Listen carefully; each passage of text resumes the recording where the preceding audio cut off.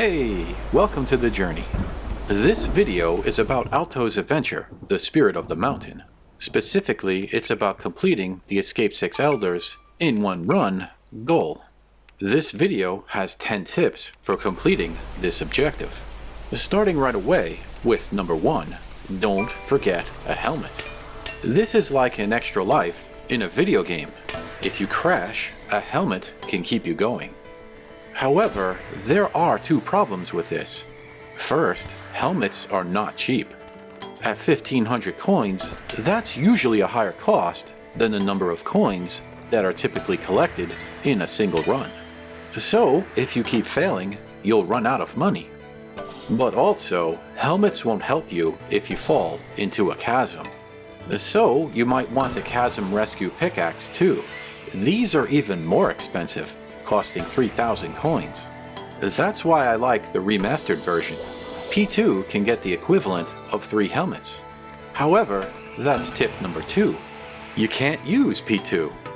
That character is overpowered, but the elders won't chase him. Clearly a sign of respect. So, you'll need to use someone else to complete this goal.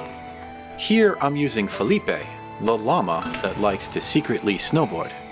I suppose Tupa would be easier, as Tupa gets the equivalent of a free chasm rescue with each run. Plus, Tupa is more powerful than Felipe. However, this goal is repeated many times throughout the game, but with fewer elders to evade. So, I'm using a lower level character to make this video more inviting. There's the first elder. This is another reason why I picked Felipe. I think it's more fun to watch the llama snowboard rather than watching elders chase an elder. But regardless if you pick Tupa or Felipe, the double jump is huge. Even P2 doesn't have that ability. This leads to tip number 3. Almost always be spinning. A core game mechanic of Alto's adventure is to do a trick while off the ground.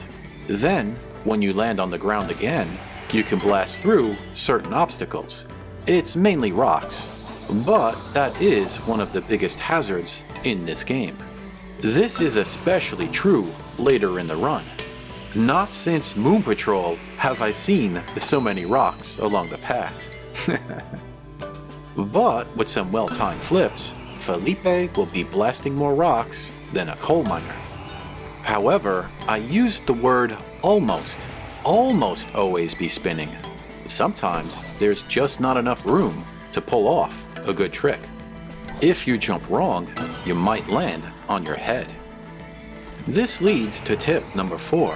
Get the wingsuit as early as possible. If you realize that you're about to crash, the wingsuit can be used to potentially escape that trouble. If you watch closely, you can see where this technique is used during this run.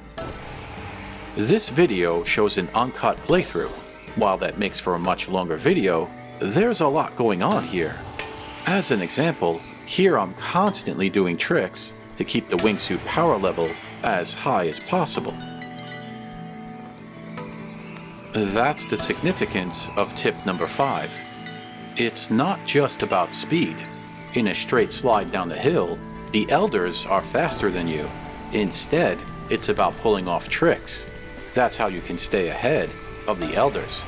Well, the best way is to be on the other side of the chasm, as the elders won't chase you past the chasm. Now, with another elder awoken, the chase starts again. Also, there are some power-ups along the ground. The blue one is related to the next tip. So, here's tip number 6.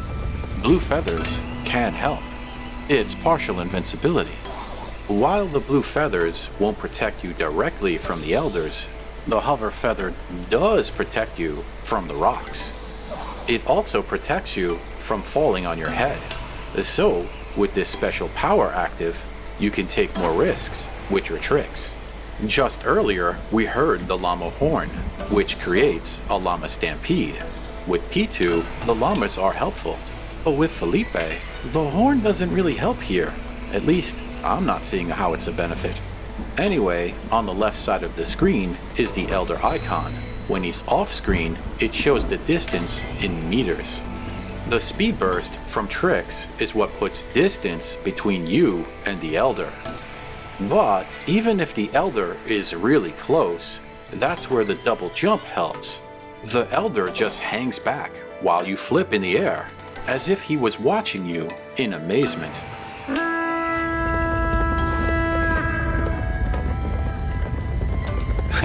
Nice rock bounce. But I probably should have done a flip there. That's tip number 3. Almost always be spinning. You don't have to be perfect all of the time in this game. So that's a bonus tip. Don't forget to have fun. Moving on to tip number 7, watch out for chasms. Along the way, there are little warning signs that highlight a fatal break in the path. This is a critical part of evading the Elders, as they won't cross. However, chasms can appear unexpectedly. That's why the wingsuit is so important. If you see trouble, you can just fly over it. But also, watch for a change in the scrolling speed. If you sense that time is slowing down, you might be floating over a chasm. That time distortion is a big warning sign, as when you're so high in the air, you might not be able to tell that there's a cliff below. Here's something else that's important to spot, which is tip number 8. Watch the Elder colors. Right now, it's the yellow Elder that's chasing me.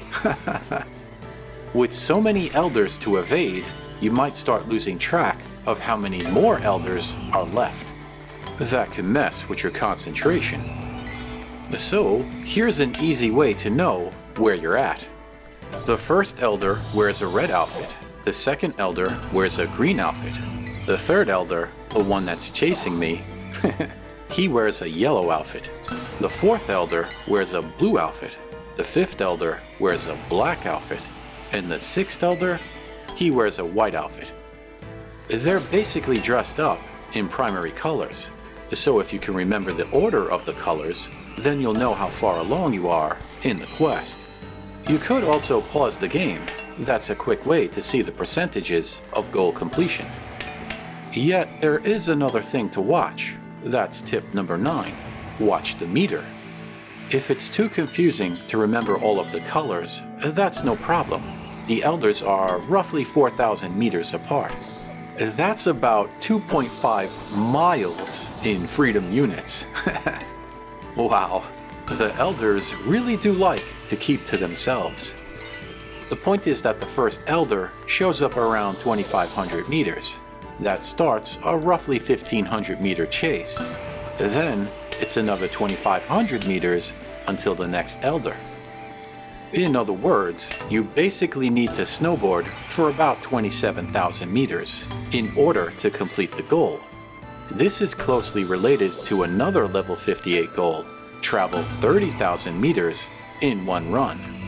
So, if you're going for the Elder goal, you might as well go an additional 3,000 meters to speed up the completion of the level 58 goals. This spot is roughly halfway through to the goal. The game is usually pretty chill. It can be played with just an Apple TV remote. I find that relaxing, especially at breakfast time. I can drink a tea while gliding through these snow-covered slopes. But with these high-level goals, the game can get frustrating. Like with the fourth Elder over here. That's the blue one. At least, I think it's the blue one, as it's pretty dark. This particular adventure started with the sun fairly high in the sky, so Felipe has been snowboarding for over a day. A day in the game world is equivalent to 7 minutes and 15 seconds in the real world. At least that's the approximate number that I saw when I looked at the timestamps of this video. The difference between 12 minutes 23 seconds and 5 minutes 8 seconds is 7 minutes 15 seconds. The 12-minute 23-second mark is coming up in this video. When you see it, the word sunrise should appear. That's the moment I used to compare the 2 days. Why does that matter? Well, there is another goal shown in this video. It's actually an achievement, but that's for later in this video. For now, another Elder has been evaded. The reason this video focuses on evading the Elders is because that's what I consider to be the most difficult goal in the game. E2 certainly changes the difficulty level of this game, as he's outstanding for the score or trick-related challenges. The golds related to rock bouncing can be tricky. I especially had trouble with smashing 3 rocks in one burst. But that goal can be completed with just luck.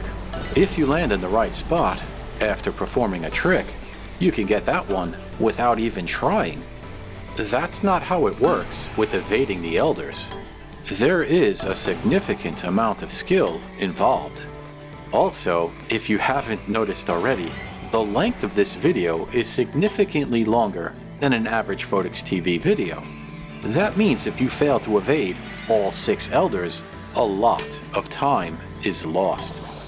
So, hopefully the information in this video can save you time. While the game does have a Zen mode, where you can just snowboard and totally forget about the challenges, I like the action of the regular mode. The game says Zen mode has no score, no game over, no distractions, just you and the endless mountain. It also says headphones recommended. That's because Zen mode does have pretty music. It's uplifting and relaxing. Perhaps you play Alto's Adventure to meditate. Then Zen mode is great for that. However, I like the power-ups and the llamas. There are no llamas in Zen mode. That's not a distraction. That's adorable. Anyway, my point is that as long as I have unfinished golds, and since I prefer the normal mode, clearing out these golds is a better way to remove the distractions. But what do you think? Is there a different goal that you find more challenging? Are you having trouble with a specific goal? Also, do you like Zen mode? These are great things to discuss in the comments section. At this stage of the game, I'm trying to avoid the 5th Elder. That's the Elder dressed in black. Don't let the dark colors intimidate you. It's the same tactics as before. If the Elder gets too close, just jump in the air and flip around. This is where tip number 10 can help. Perhaps this video is so long that you forgot that we were doing that. But basically, tip number 10 is this. Go high. The Elders cannot hit you when you're so far above them. So, if you can find an upper path to grind, then that's a great way to get away from the Elder. That kinda rhymes. Also, you get a nice speed boost when you return to the ground. That's why the double jump is so important for this goal, as it makes it so much easier to reach these upper paths. However, you're not completely invulnerable while grinding. If the upper path dips down low enough, the Elder will take a swing at you. So, this is it.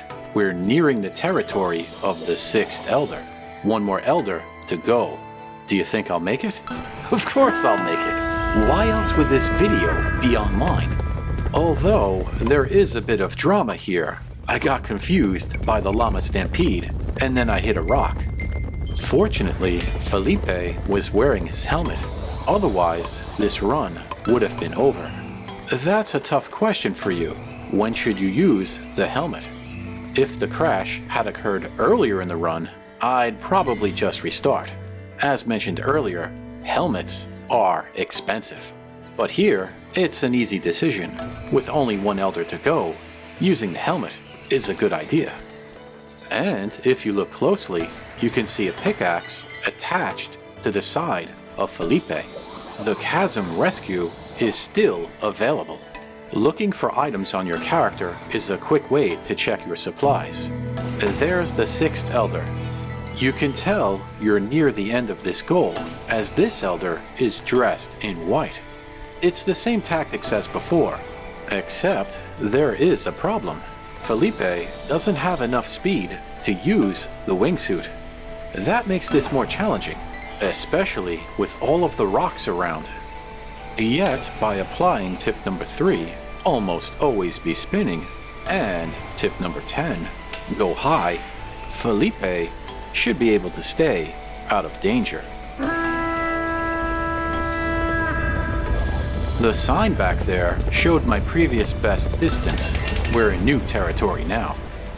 But before this quest is over, there is one more thing about the workshop. Once you have all of the other upgrades, the one-time use items, the helmet and the pickaxe, are the only things to buy with the coins anyway.